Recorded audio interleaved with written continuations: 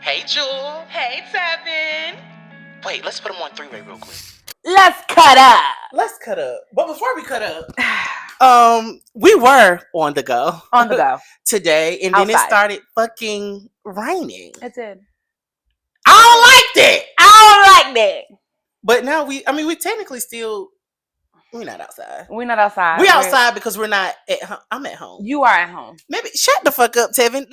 But what we talked about, we're going to talk about again, is this hot topic. Hot topic. You watched the Wendy Williams show? Hot topic. Hot topics. About sharing locations. Mm-hmm. So I want to know, Tevin, do you think that you should share your locations with your loved ones? With my loved ones, certain loved ones. So tell me which ones? Certain loved ones, my best friends, have my location. You have my location. My cousin has my location. My favorite cousin, shout out to Erica. She has my location. Does my mother have my location? Fuck no. Really? Oh no. You know, I thought your mom had your location the whole time. No, my mom would never have my location. Your mom watched the show? Yeah. Baby, she asks for the location all the time because I have hers. Oh. I have hers, so I know where she is. She's like, you need to take that off my damn phone. I need to put that on your phone. Never. Never. That's funny. Never. But the reason I say that certain people have my location is because it comes in a form of safety. Mm-hmm. But when you're talking about your loved ones, it's a little bit different from a relationship aspect. Oh, and do you think a relationship person, like your person you with, is a loved one? Because don't you be loving them or whatever? Well, it depends on where the level of the relationship. If we're in a relationship, I do consider that person to be a loved one. You're right, but dating, you wouldn't be a loved one. That's a good point. Okay, so if you are dating the person, let's say you 1 week in, you 2 weeks in, and they say, I want your location. Do you give them your location? Depends on why they need it, but I will share it for an hour. I'm not going to share it indefinitely. not by end of day? Oh, hell no. What you need end of day for? By end of day, we should be together. True. By end of day, we should be together. True. But I think that when it comes to a relationship aspect, when people share locations, it comes with this negative and or malicious connotation sometimes. Mm-hmm. Now, if having somebody's location and you're in a relationship with them and it is on the side of positivity, then I think is worth it. And that goes back to the level of safety and comfortability. Like, I know where you are. I know that you're safe. I know if I typically expect you around a certain time of day and you're not here, I can, calm my spirit. Not saying that you're doing anything inappropriate to me, but it's just like, I know that you're good because I can see you moving around. Type of thing. Instead of in one location, it's like, you all right? Yeah. You getting held up at the gas station? You know what I'm saying? Now, if you're sitting too long now, then I am going to be... I feel that. Listen, don't alarm me. Don't alarm me. I think it's tricky. So, like, for me, luckily, the whole Find My and all of that has been within the last couple years. Okay. And I've been with my wife, so, like, that's fine. I'm totally cool, full consent to share my location. Mm-hmm. She has my location. I think it's actually helpful because if I'm out and about, which is not often, but if I'm out and about, I don't have to feel like I need to be, like, going into the store, sitting down, walking in, about to park the car, You could just look at my Find My. Like, when she's away on work stuff or whatever, she don't tell me every move she makes. Yeah. But I'm like, oh, I can see what hotel she's in. Like, I can see that she made a stop here or she went to the grocery store. Like, that's what the location does. It kind of creates this connection piece of like, okay, she cool. Yeah. And that's why I said, as long as it is not from a place of, I think that you're doing something, so I need to check it. Not a place of control. And I think that's why a lot of people in certain relationships want that. Like, I need to know where you are. And that's why I wouldn't do it with someone who I was just dating. The only way I would share my location is with somebody that I was married to. That's you, right. Yeah. Because for me, and this is the world we live in. People say, I want your location because I just want, this is gaslighting. This is narcissism. I want your location because I care about you. And I want to make sure you're safe. I want to make sure that I got my eyes on you and you protected. But all the while, it's because they're controlling. My thing is, if you are that type, so it's like, if you're that type of person, pick up the phone and call me at that point, because you haven't gotten to a point of, hey, here's my location. Yeah. Right? So if you want to emphasize why you want my location and we have not crossed a level, a certain boundary for me to be like, I'm not thinking twice about you having my location, because again, I share my location with my loved ones. Right. If I am not in a place of having to second guess why you want my location, then you'll have it. If we are getting to a place of getting to know each other and you want to know where I am, call me. Text me. You don't need to know my fucking location to know everywhere I'm at. Maybe you're going to be somewhere that I don't need you to be. And when I say need you to be, I don't want you to be. Maybe, you know what I'm saying? Like, people are weird. I mean, and for me, like I said, it gets tricky because I think that people know that it sounds controlling. Yeah. So then they use the controlling under the guise of safety. And that's why if I was just dating somebody, if a ring wasn't on my finger, you're not getting my location. No. Like, you know what I mean? I hated that concept of just like being hovered on. I don't like pop-ups. I don't like surprise visits. You know, like in the past, people have showed up at my job and, you know, I don't care if you got flowers. I don't want it. But you know what? I'm working. You know what I mean? I don't really like that. That location piece kind of goes hand in hand with the sharing of locations too. I'm not sharing of passwords. Listen, so how you feel about sharing a password? So a password is a complete no for me. Okay, it's a complete no for me. I am not doing anything shady. I ain't doing nothing untrustworthy. But I feel like privacy is a love language. Trust is a love language. Trust, emphasis on trust. Trust, and I feel like it's a sign of insecurity if you feel the need to have someone's password. I think if you want someone's password, that's fine. I want $1 million. You know, you can want so something. The one is null and void. The one is fine. You know what I mean? I want world peace. You know what I mean? Like, I want that. I want that. But for you to be like, for somebody to be like, I need it. Like, I need it. I need your password. Like, my wife don't have my password. Yeah.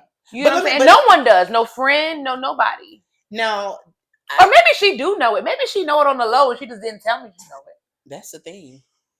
If so, shout out. Shout out to you. Oh shit! Shout out to you. You think she'll know it? It just hit me. She might, but if she didn't, I didn't give her consent. You know, consent is a real thing. Consent. But you know what though? I think with the password piece, it goes beyond. I don't want you to have my password because I'm doing something that I don't supposed to do, or I'm doing something I'm not supposed to do. I have certain conversations with my friends that I don't need my partner to be privy to. True. Like it's not okay. And it's not necessarily my information per se, but this is my friend's business. So you having my password, again, case by case, because you have to know who you're dealing with. You go through my fucking phone and now we're seeing every conversation about what it is that they're divulging to me. That's not okay for them. And so that's really my only hang up with the password for me and a partner, because I know if you go through my phone, you're not gonna find shit. You're not gonna find shit because I ain't doing shit. Yeah. I'm not doing anything for you to have to, I'm gonna go through your phone. You go through my phone, you're gonna feel stupid. You're gonna feel stupid because what did you get? Nothing. Nothing's there. However, I can give my friends my password, my friend, my password, because, you know, Lord forbid I end up getting up out of here somehow. Somebody need to be able to go in my phone. I mean, it is definitely a point. Like, well, who was the last person, you know, Tevin was talking to, you know? But according to, I be watching them crime documentaries. There's ways people to still find those things out. And I mean, listen, I watched the Diddy trial. They could pull up voice notes and text messages from 10 years ago. That we deleted? I don't know that you deleted, but basically, I was about to say, it could be like an old phone or whatever, and it could still find ways to go through that shit because you know. So, but you know, anything that there's definitely ways. Absolutely, the spider world, Spider-Man in the cyber world that they can find. So I do know. Yeah, so I'm like, technically they probably could, but I think for me, it's like, look, you know, we all got trauma. I'm very aware of where my shit come from. And I, you know, when I was a kid, I had a diary. My mom was like, girl, write everything you want in this diary. Pour your heart out. Pour your heart out, little Jewel. Pour it Pour out. it out, babe. Pour it out. And they had a key. One key. I thought it had one key. So I'm over here writing, locking my shit up. Locking my shit up. Well, my mother had the second key. I didn't know it came with two keys. And she was reading through my shit. And I feel like that was the biggest breach of privacy. And I remember what that felt like as a kid.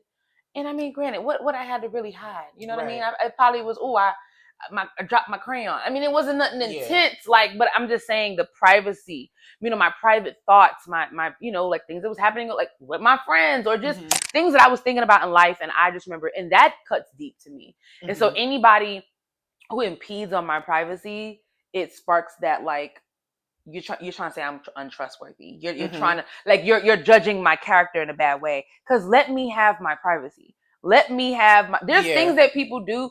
Like we have safes. Well, maybe not in that house. Some safe in the house. Yes. Some people, but maybe not the average person has a safe in their house. Yeah. But when you go to like those hotels, there's a safe. Why? Why they got a safe, Evan? To protect the valuables. So my whole thing is that I put my shit in there? Fuck no. My valuables are on me, baby. But the concept of having a safe or the concept of keeping things, locked away isn't necessarily to be like, oh, I'm hiding, but just protection. Just protection. This is precious to me. But okay, so what it is that you're saying, we talked about when we were on the go outside before the rain, but that kind of goes hand in hand with if you want the feeling of protection, so you take or go lengths in order to understand or validate protection. A lot of people confuse that with fucking insecurity. So what is for you your opinion in what lengths can you go for somebody to say that's being insecure and or not being insecure? I think that insecurity, and it is a good question because I think a lot of people actually are insecure. And insecurity to me is like this obsession with being validated in your relationship. It's totally healthy to want to feel like if it's monogamous, it's just me and you. It's totally healthy that's healthy to want that validation. But the obsession, the spiraling, the putting this together when it's like, oh, it must be. It's like the speculation. Like, what we doing? Like, to be on trial. I think that's the insecurity, and I say that because I'm a recovering insecure ass motherfucker. Not recovering. Raise your hand if you were ever or are whatever, because I'm not now, ever a certified phone checker. I ain't never been certified now. I checked it, but I ain't never been certified. I was certified, baby. I had the stamp and everything, baby. I didn't listen. But that was when I was 17 to 23. Baby, I'm 37. What the fuck? Grow up. To me, I look at that as a sign of immaturity. Now, is it natural to have insecurities? What you think about that? I think it's natural to have insecurity, and that's why it's very important for you to be with someone that does not fuel that. It's very important to be with someone that can give you a level of reassurance that you need. So your insecurities are, I will say, not taken away, but at least put to rest. There's a certain calm that people typically say that they have with their person, right? And that person, 9 times out of 10, knows or understands what it is that you've gone through or what is going to be triggering to you. So they do their best to not do that. And granted, it's not just on them to put in that work because it definitely starts with you. But what's important is if I've expressed to you what is triggering to me and you take the time and consideration and give me grace of saying, you know what, I'm going to make sure I don't do that to you, is green flag. If I tell you the same fucking thing, it's just like you going to do the same fucking thing that I just said triggered me, red flag. So now you have heightened the insecurity that I'm trying to work on. And listen, I feel like I respect that opinion. And I think that a lot of people, would agree with you on that. My thing is that insecurity is something that we shouldn't. I personally don't think that the Mm-hmm. partner should have to feed. So if Okay. someone has an insecurity, this is my opinion. I think if someone has an insecurity on something based off of their trauma, I have stuff off of my trauma, right? Based off of their trauma, I don't think that the partner should now say, okay, well, this is because it's like it's your stuff. You have to heal your stuff. Oh, for sure. And it might be so that the thing that makes you insecure, I'm over here like living my life, and that is triggering you. So now do I just not live my life? I think that there's a level of people have to do their work consistently before a relationship, in a relationship, do the work to be like, damn, why is this a trigger? Yeah. Right? Like, why? Like, for example, for me, I've been cheated on in my past a lot. Fuck all you niggas who did that shit to me. Fuck them all. Right? But I don't feel like because I've been cheated on in my past, I need to now in my marriage be like, well, that's an insecurity for me. So now you must do anything to make sure that you're not cheating on me. Like, no. I don't like, because the thing is, you chose me, didn't you? Yeah. Didn't you know didn't what? You choose right? And I come on, show. Not you chose right. Like, no, but honestly, no, I agree with you. The POV for me is having a partner that understands what your triggers are, and they're working to not be a part of something that is going to incite those triggers. It's not be who it is that you are as a person. And I do feel like it takes self-work, because shit, you can walk outside and just because look what I just thought about. Just because you walked outside and somebody slapped the hell out you one time don't mean that every time you go outside. So me opening the door, you're like, dude, I told you that outside means don't slap. Open the door because are you about to slap me? No, I'm not doing that. People need to work. You need to heal now. You have to do that. Like, some people's triggers are things that you, like I said, I have that, but I don't have that as a trigger. I have it as a lived experience and a trauma, but I don't have it as a trigger because I did the work. So that's why I don't I don't check phones anymore, because I've done the work to say, listen, now, if you're doing something, it's going to come leading to spirituality, whatever practice that is. My prayer is that if you are doing something, let it be revealed to me. Oh, for sure. If you are doing something, let it come to me. I don't got to go through your phone, baby. Listen, it's going to come to me. You're not safe when you anything. This is being a spiritual person. Yeah. Anything that you do wrong to somebody in life will be revealed. That's it. Every fucking time. So if you want to take that chance, you take that chance. I suggest you don't. And listen, I don't take that chance. I think that it works for me too. Absolutely. You know what I mean? So that's why it's a two-way street. You look both ways, baby. Bop, bop, right there. Bop, bop, bop, bop, bop. Sometimes you need to look up or down too, just in case. Right. UFO, missiles, shit. So for me, it's like, to tie it up between location sharing and passwords sharing, are you doing it from a place of trust? Absolutely. If you are doing it from a place of being overbearing, being controlling, check your shit. Yeah. Check your shit. And share it with the people who you feel like, but also I think that everybody should respect it. Because I'm going to tell you this. If I was in a relationship and my wife was like, yo, honestly, I feel uncomfortable with location sharing, I'm going to respect it. Yeah. My wife shares her password, but if she was to be like, yo, honestly, that's cool. The thing is, you know what I mean? Respect where people's at with it. You know for a fact that I am a case-by-case person, because I don't think that one way is the only fucking way. So the case-by-case. Yeah, one size don't fit all. No, in a lot of things. I think that as long as you're coming from a place of positivity and being genuine, all of that stuff is totally fine. It only gets sticky, tricky, and or negative when it's anything outside of that. Yeah. And it's still our conscious decision to share passwords and or location with whomever it is that we choose to share it with. It just is what it is. But what y'all think? What y'all think? Share the location, share the password.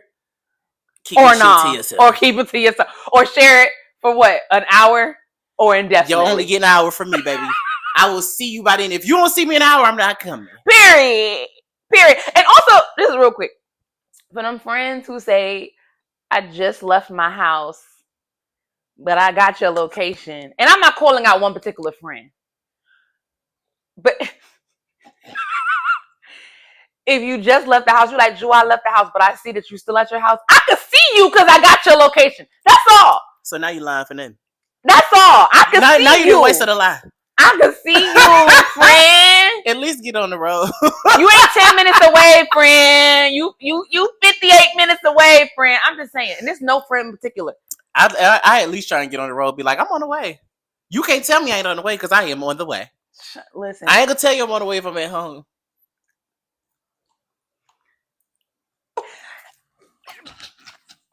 Put in the comments if you would share your passwords or your location. Also, or your privates. Lord. No privates. We don't want no privates over here. Please don't see no privates. Anyway. I mean, I'm single. Right. And you ain't coming to me. I'm going to do not disturb anyway. Don't disturb me. Don't disturb me. Anywho. DM me. It's the champagne talking. Not the tequila, but the champagne. The champagne don't get anybody lit like that. Oh, I'm told. All right, because we talked, we got to go. We got to go.